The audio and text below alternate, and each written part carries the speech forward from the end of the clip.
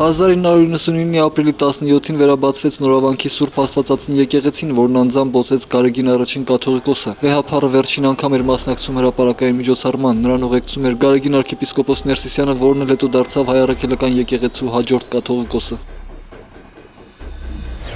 Նույն օրը պետական համալսարանի ռեկտոր Ռաձիկ Մարտիրոսյանը հավաքել էր համալսարանի ուսանողությանը, ասելու, որ ինքը վերադարձել է Թուրքիայից։ Անկարայի Միջին Արևելքի համալսարանում ռեկտորին հիացրել է, որ դասավանդումն ընթանում է ոչ թե թուրքերենով, այլ անգլերեն։ Իր այցը Թուրքիա ռեկտորը համարում է հայ-թուրքական երկխոսության առաջին քայլ։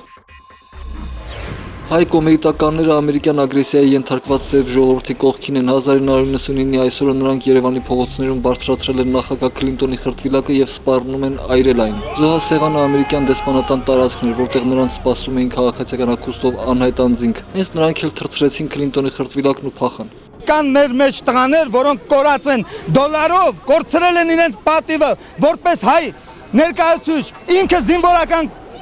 ուսադիրների տեր հագնված գրաժդանսկի խաբեբայությամբ զբաղված։ Հայաստանցի լրագրողները պահանջում են ազատ արձակել 10-րդ նահանգ թերթի լրագրող Վահրամ Աղաջանյանին, որը ձերբակալվել է Լեռնային Ղարաբաղում։ 2000 թվականի ապրիլի 17-ին նրանք հավաքվել են Արցախի ներկայացուցչության առջև։ Հայաստանցի լրագրողներն Արցախի իշխանություններին սպառնում են տպագրել ռուսական եւ ուկրաինական լրատվամիջոցներում Արցախի վարչապետ Անուշավան Դանիելյանի մասին սկանդալային հրապարակումները։ Նույն օրը Միասնություն դաշինքն անհանգստացած է, որ նախագահի աշխատակազմի նախկին ղեկավար Ալեքսան Հարությունյանի խափանման միջոցը փոխվում է։ Դաշինքի ղեկավար Անդրանիկ Մարգարյանը զարմանում է, բայց կալանքի փաստերը չեն փոխվել։ Այդ նույն բազայի վրա դատարանը մեկ որոշում է կայացնում, ասենք 4 ամիս հետո հակառակ որոշում է կայացնում։ Պարույր Հայրիկյանի ավատարիմ զինակից Արամ Հարությունյանը լքում է իր առաջնորդին եւ ԱԻՄ կուսակցությունը։ 2000 թվականի այսօրը նա հայտարարում է, որ ստեղծում է նոր կուսակցություն, ազգային համաձայնությունը, ժամանակն է համաձայնվել միմյանց հետ։ 2000 թվականի այսօրվանից Կարեն Դեմիրճյանի անունով են կոչվելու Երևանի մարզամերգային համալիրը, Երևանի մետրոպոլիտենը եւ Գլխավոր Պողոտան։ Այդ օրը հավաքվածները հոկտեմբերի 27-ին զոհված պետական գործին համեմատեցին Արքիմեդի եւ Ալեքսանդր Մակեդոնացու հետ։ Երևանի քաղաքապետ երկրապահ Աբերտ Բազեյանը հիշում է, որ Դեմիրճյանը քաղաքականություն վերադարձավ ժողովրդի պահանջով։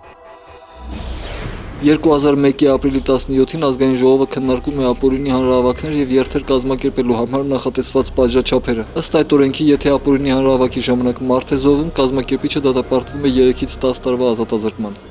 Եթե կազմակերպիչը չի դադարեցնում միջոցառումը, շարունակում է միջոցառումը եւ դրա հետևանքով դրանից հետո երբ նրան դիմել են ասել են դադարեցրու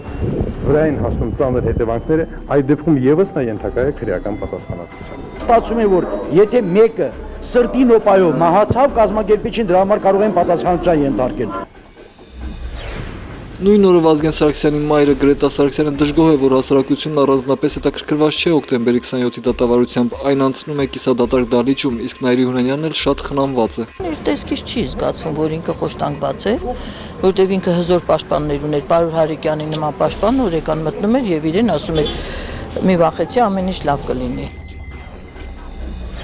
Օրինաց երկիրը չի կարող չլինել նոր ազգային ժողովում, դա ֆանտաստիկայի ժանրից է։ 2007-ի խորհրդարանական ընտրություններից առաջ ապրիլի 17-ին հայտարարում է Արթուր Բաղդասարյանը։ Այս մարդու կարծիքով 5%-ի շեմն անցնելն ընդհանրապես խնդիր չէ իրենց համար։ Խնդիրն այն է, որ անճշտություններ կան ցուցակներում, շենքեր կան, որոնք ընդհանրապես գոյություն չունեն, բայց ընտրացուցակներում այնտեղ ապրողների անուններ կան, նկատում է ՕԵԳ ղեկավարը։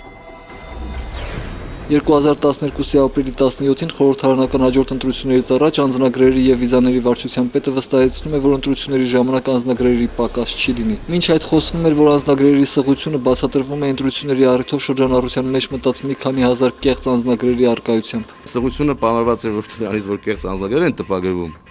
այլ ուղղակի աննախադեպ աճել է անձնագրերի պահանջարկը։